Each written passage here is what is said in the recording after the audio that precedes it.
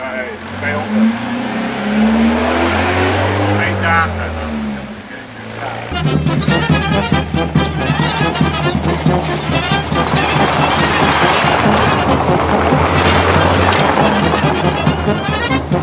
Morning. Great fun. Yeah, marvelous. 5 kilometres, everybody gets lost. Yeah, marvelous. We have so much fun. We couldn't stop laughing. Okay, bye bye.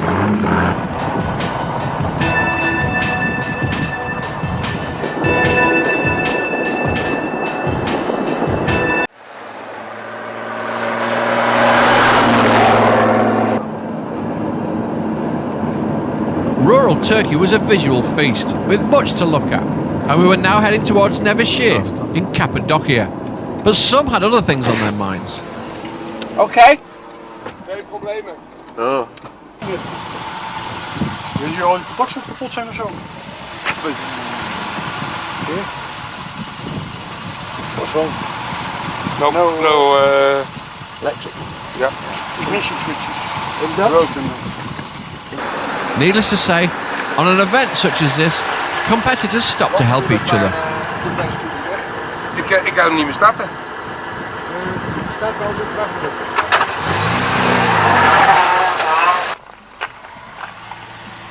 De lichten doen het wel.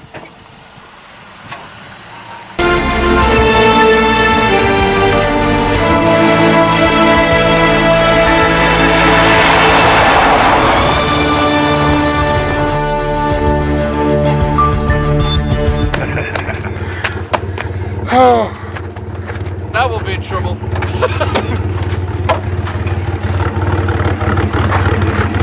Bye bye. Bye bye. But it's very nice of you to join us. It's been a pleasure. Okay. Okay.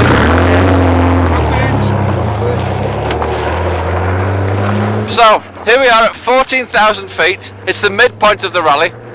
Dutch crews still decided they want to throw snowballs at each other on the way to the Nile, to the sun and the pyramids.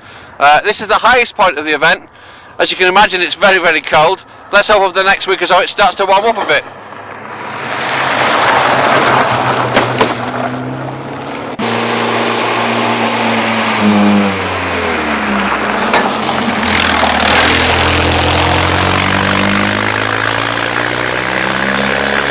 Whilst it's true that every picture tells a story, it's a bit sad that our pictures don't even begin to show how steep the climb was. But certainly anybody who saw it will never forget it.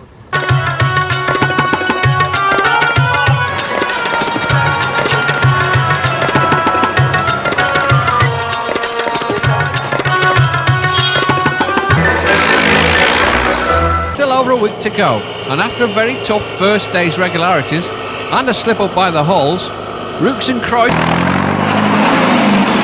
Bit of a surprise. Wow, very surprised, yes. I think everybody was surprised. Yeah, and I looked on this thing and I think, well, I was sure that it was west, and it said it was west. So I don't understand really actually. It's for me, it's well.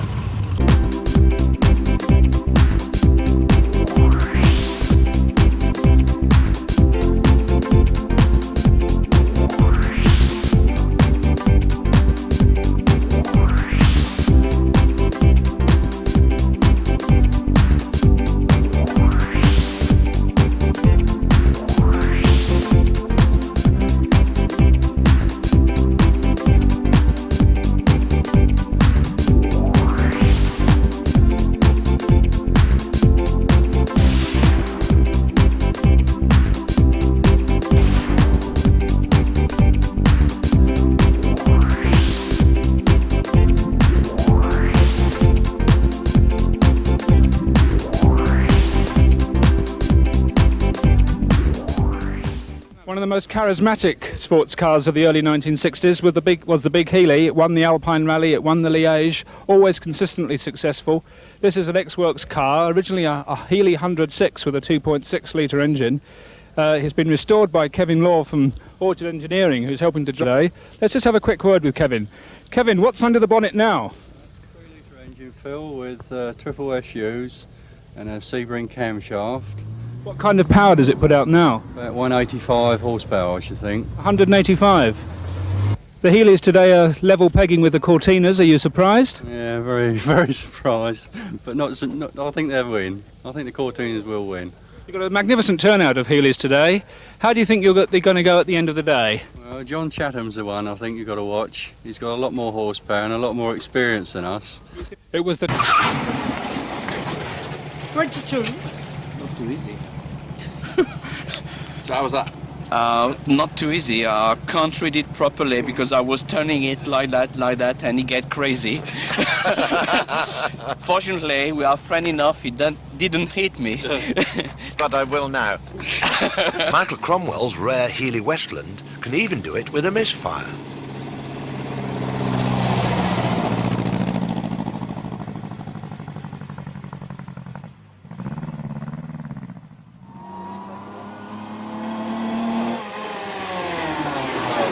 Everard's ex-works Healey, 32nd overall.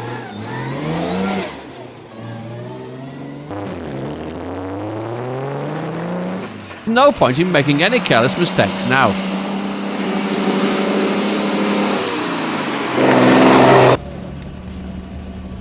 Now things get even tougher. With a regular up ahead, one snow-covered junction is causing confusion. Balked by one Bentley, gets rescued by another.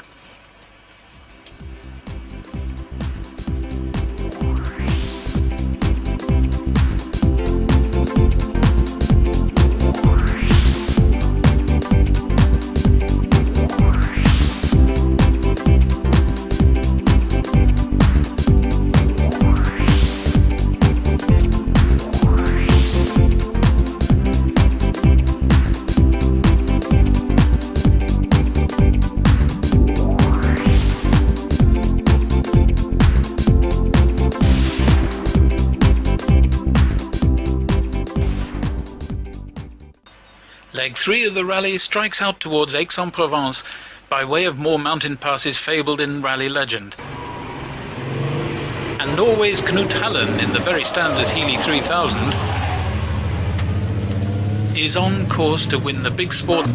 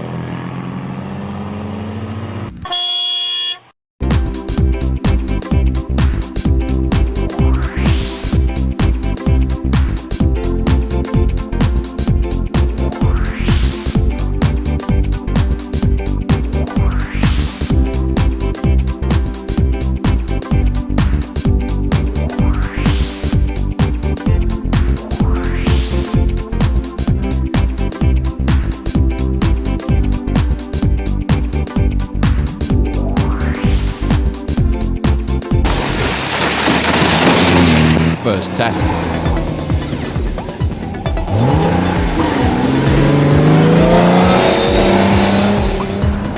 Keith Graham and Susan Hoffman suffer only from lack of concentration.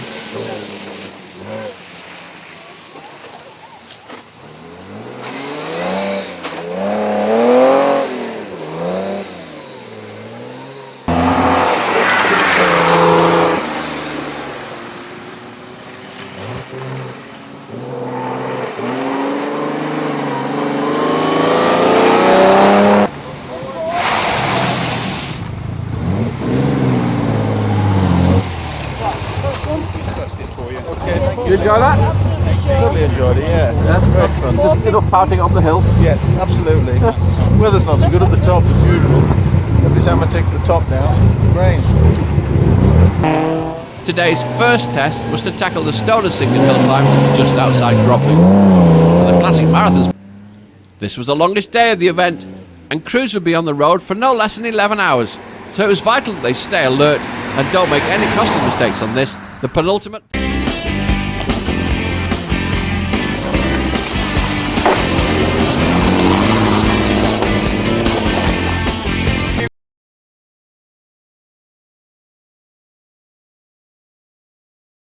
Because we were on pace notes and with practiced hills, we had to have intercom built into the crash helmets.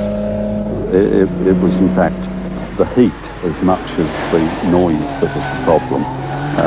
With those Healeys, the floors got as hot as anything from the exhaust system. And I remember on one occasion, don't you remember, Al, that you had blisters on your feet with the exhausts were just under the passenger floor. And, you know... Marathon, but John Chatham in his big Healey isn't giving an inch.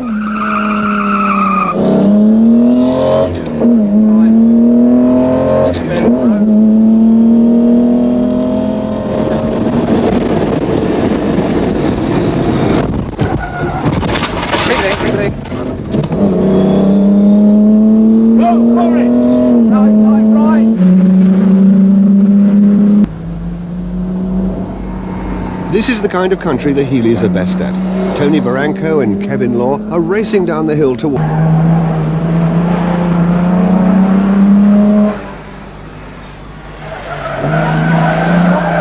Chatham's Austin Healey is doing well, but at every stage it's just losing ground to its chief rival, the AC Cobra.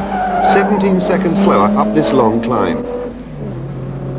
Have tried everything they know short of sabotage to get past that slippery Cobra, but they have to settle for a defiant second place by only 39 seconds.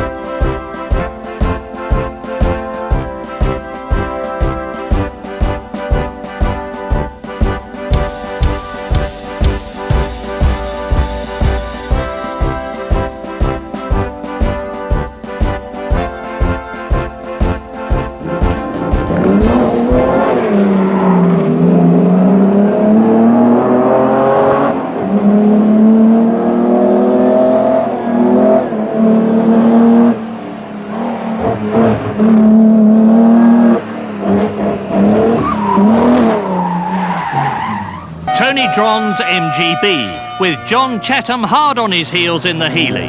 Within the hour, Chatham would crash on the Vivione.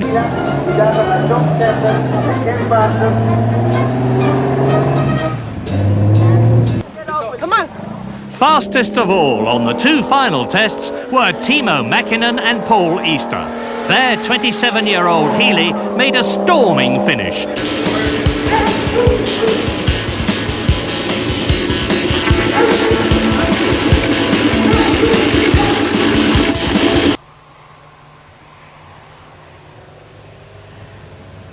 Others to make spot-on performances included David Rings with his daughter Katrina.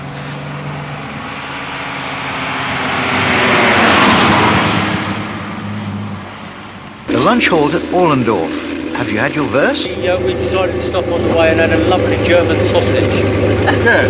Well, So you wouldn't be interested in a bit of cold pizza then right now, would you? no, thanks. No, you can keep that one. Thank you. Operations made little impact on the order, but a few names came to attention. Angus Laird shared fastest time.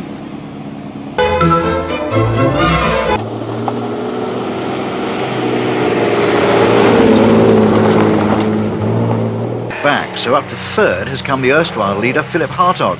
The 50s cars have easier time allowance, so he doesn't mind the new fourth place man, Michael Darcy, blowing him off. Jan Abus and Lester van der Zaar make a late run from 9th to finish 5th, just about as good as they could hope for after their early error. Finishing in 6th place overall, the Healey 3000 of Derek Skinner and Richard Dix, 39 seconds ahead of Chris Hunt Cook and David Kirkham. 8th overall, John Smith with the everlasting Willie Cave. In at 9, the Williamsons Healey 3000, and rounding off. And in Holland too, there are those who are having difficulty making it to the start. Paul Manassian and John Vipond have had to call in the services of roving mechanic Peter Banham to fix a lazy petrol pump on the Healey. They were eventually to get underway. Sorry? Marcus Cooper. Well, I said that to him. 65.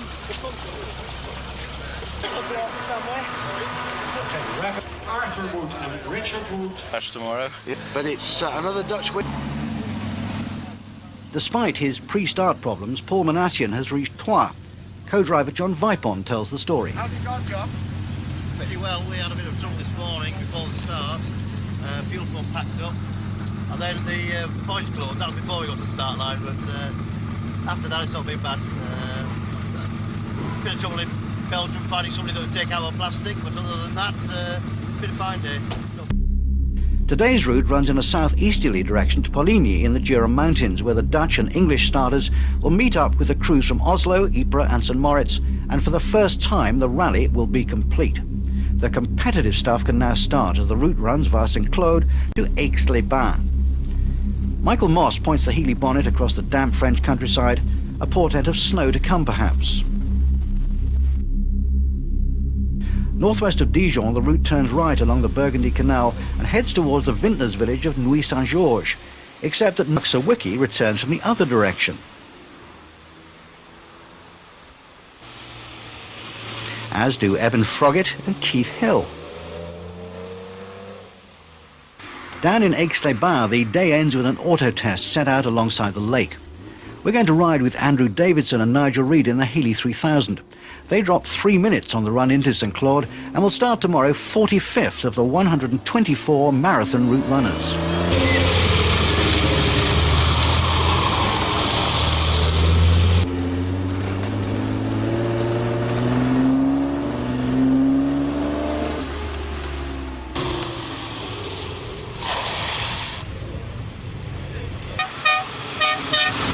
The Manassian Vipond Healey is running well now and up to 11th.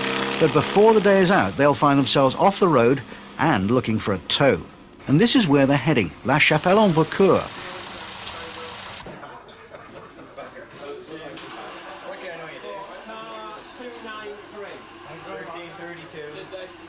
How's the morning gone for Peter Locks? A few undiscovered ice patches, yes, which raise the blood pressure, but that's about all. And some sunshine too. Yes, and fog. So, yes, I think we've covered just about everything, but we need more snow. If you could have a word with the organisers and arrange it, I'd be grateful. The Zapf Burgershausen Mercedes lies 16th, 6 places behind Manassian and Vipond. Not quite the snow that Peter Locks was looking for, but enough ice for a little slide. However, the first 4 in the class all made a cock-up of the morning. Peter and Anne Locks are about to start the regularity, where they are 6th best, dropping just 3 seconds.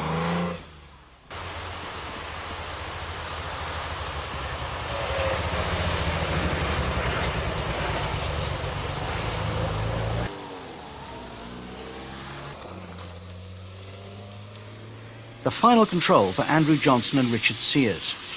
Waiting there to greet the survivors was Eric Carlson, twice winner of the Monte Carlo Rally for Saab. It is fantastic just to be here and see all the old cars. And they are competitive. Still trying hard, Paul Merriweather and Sandra Deacon. They finish 14th overall. Eric's wife, Pat Moss Carlson, the Monte Carlo Rally's most prolific Coup des Dames winner, is enjoying the nostalgia too. It's nice to come back up here, I must say, and see the Turini and see lots of the old cars and hear the Healeys. That does take me back. And I think they must have had a lovely time. I'd have loved it when I was a bit younger, but there you go. And there's so many cars in such good condition. It's nice to see so many makes and that sort of thing. So long may it flourish. The Locks check in to finish 15th overall and best Healey.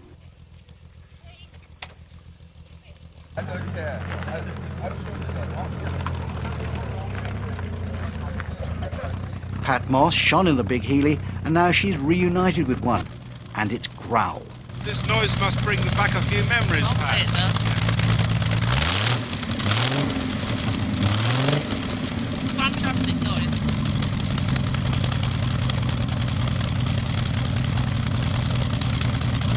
Got a few more instruments than we used to have, that's it.